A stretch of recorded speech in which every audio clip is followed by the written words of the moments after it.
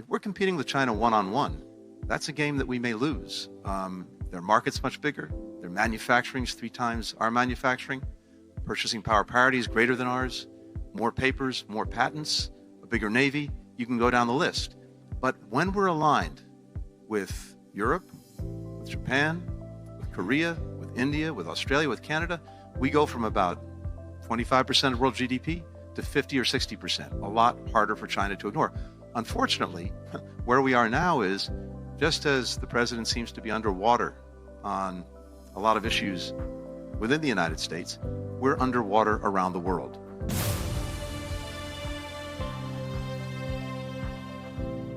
大家总在谈大国博弈，但未来的世界格局究竟会被如何重塑？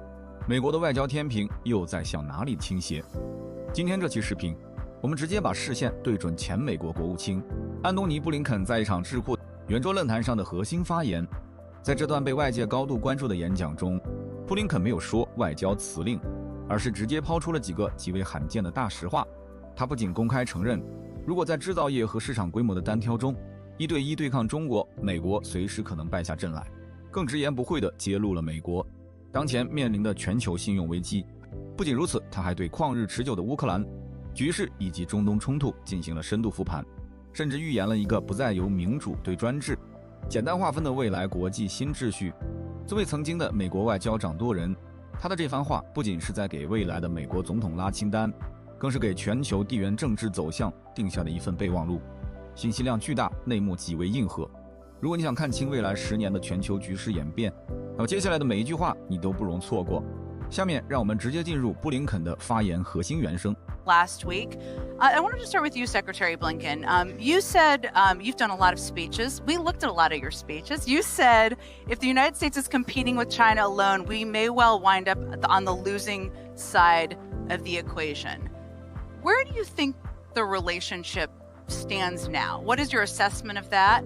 And what is your prescription on where it really needs to go from here? Well, thanks very much, Jen. It's great to be with everyone, be with my friends and colleagues as well. Look, I think we have a president who divides the world up into what he sees as spheres of influence, and the big countries get to do what they want in their part of the world, and the smaller countries have to suffer what they will. And that includes China. And so other than some trade issues that may affect us, his inclination is to give them free rein over their region and maybe even a little bit beyond. And I think we saw that play out. The challenge is what happens within one sphere of influence almost never stays there. And countries are always looking for more. And China is an example of that as well. This is the one country that has the capacity as well as the intent to reshape the international system in a way that advances its interests and values and probably undermines ours.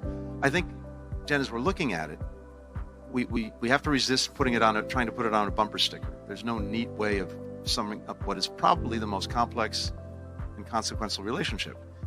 We compete, for sure. We can test where we really disagree. And we have to find ways to cooperate on issues that really are in the interests of both of our peoples. But from that perspective, you've got to approach it from a position of strength. And that means making ourselves as strong as possible at home with the right investments. But it also means making ourselves as strong as possible around the world, aligning other countries, building convergence, because, to the point you made, if we're competing with China one-on-one, that's a game that we may lose. Their market's much bigger. Their manufacturing's 3 times our manufacturing. Purchasing power parity is greater than ours. More papers, more patents, a bigger Navy. You can go down the list. But when we're aligned with Europe, with Japan, with Korea, with India, with Australia, with Canada, we go from about 25% of world GDP to 50 or 60%, a lot harder for China to ignore. Unfortunately, where we are now is, just as the president seems to be underwater on a lot of issues within the United States, we're underwater around the world. There was a poll out a couple of weeks ago, 130 countries, and what it found was that China was seen as a more credible actor than the United States. Germany, 70% of people in one poll saw the United States as an adversary. So this means that our ability to align, to build convergence in ways that can deal with the challenges that China poses has been vastly diminished. And that's a real challenge going forward. But let me ask you, Secretary Blinken, right now, I think everybody would like to see this war come to a close. You can certainly tell us how that's going to happen if you know. But what do you see as the impact of what we're looking at right now, both not just with Iran, but in the region, and just kind of U.S.'s role in the world 3 years, 5 years, 10 years from now? Well, I think, Jen, we have an example here with Iran of a war of choice that never should have happened, and a war that really sends almost a split screen. You can have tactical success in individual areas and yet have a real strategic failure. And that's where we are. Because at the end of the day, when the dust settles, it's likely that Iran will retain some vestiges of its nuclear program.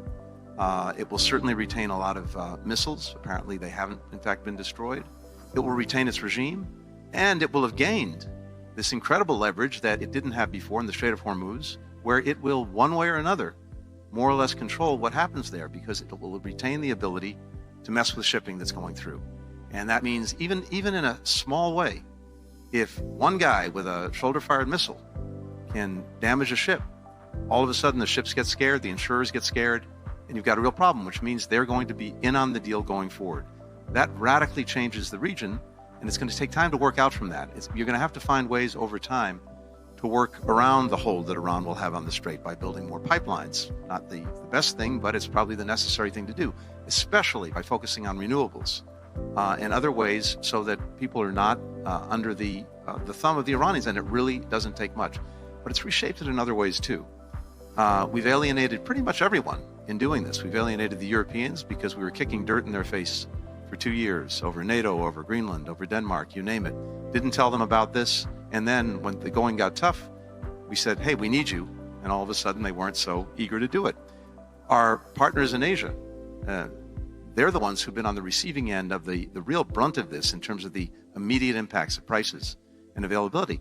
And in a different way, our partners in the Gulf, who, to Andy's point, have seen how unreliable we are. Unlike the Europeans, unlike our Asia-Pacific partners, some of them would like the United States to, quote unquote, finish the job. That's not happening, so they're frustrated.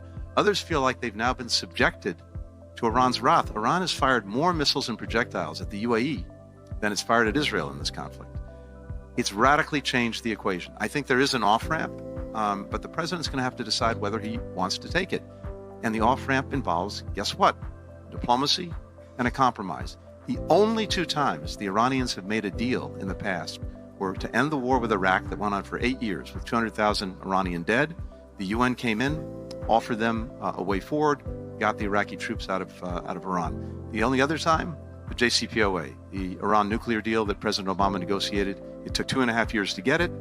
They were given some things, we got a lot, and we're in a much better place as a result. I think right now, if the president's looking at this, you're going to have some kind of arrangement that maybe downblends some of their highly enriched uranium, probably has a moratorium on enrichment for some period of time. That'd be a good thing. And on the Strait of Hormuz, there'll probably be some kind of tolling system, which no one will want to call by its name, where the proceeds are used for reconstruction of countries in the area that have been damaged.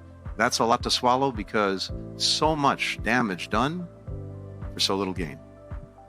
If you were to strip away the headlines about Russia, about Ukraine, about military battles, what should people in this room or people watching really understand about the state of things? We're now 4 years into this war.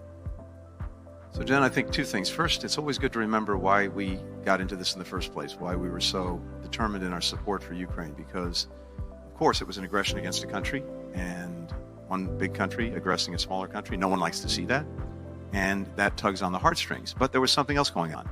It was an aggression against the very principles at the heart of an international system, no matter how challenged, that really mattered, and mattered in working to keep the peace, working to help countries advance and develop, and principles like sovereignty, like independence, like territorial integrity. That was the goal of the Russian aggression as much as it was to erase Ukraine and subsume it into Russia. And that's why we were so invested in it. But right now, what we've seen is something quite remarkable, which is a country of amazing resilience, a country that now, even with the United States receding in the role that it was playing, is still holding its own. Now, Europe has stepped up in ways that are really, really important, including with funding that is so necessary. But you see the Ukrainians on the battlefield holding their own at horrific cost. horrific cost to them, to their civilians and citizens, also at horrific costs to the people that Putin continues to throw into this meat grinder of his own making. But they are holding on, and more than holding on. They're actually taking the fight to Russia. So I don't think that line is likely to move very much. They're holding their own economically, and they're building a new economy, again, with help from Europe and from others. And the interesting thing is, with their defense industry and what they're doing with drones, they may well wind up at the heart of Europe's future defense industry. They have technology and they have techniques that we don't have. And we see that being spread around the world. And then, step by step, they continue to build their democracy, getting closer to Europe, strengthening the tools. You've seen many people who are in high positions now being challenged on what we were just talking about, corruption. So I think right now, my hope is that the pressure on Putin is such, it's finally catching up with him. He had a reprieve with Iran and being able to sell some oil in the higher prices. But everything else across the board in Russia is really turning. And he's built a war economy that worked for a while, but now is feeding on itself, because basically everything that economy is producing, with everything going into the defense sector, is being eaten up, and it's not productive. It's one thing if you build a weapon system that gets destroyed a few weeks later. It's another thing if you're investing in roads and bridges and technology. So I think we're in a place where if we can help in some fashion the Ukrainians to hang on, it'll get to a place where the line is more or less frozen.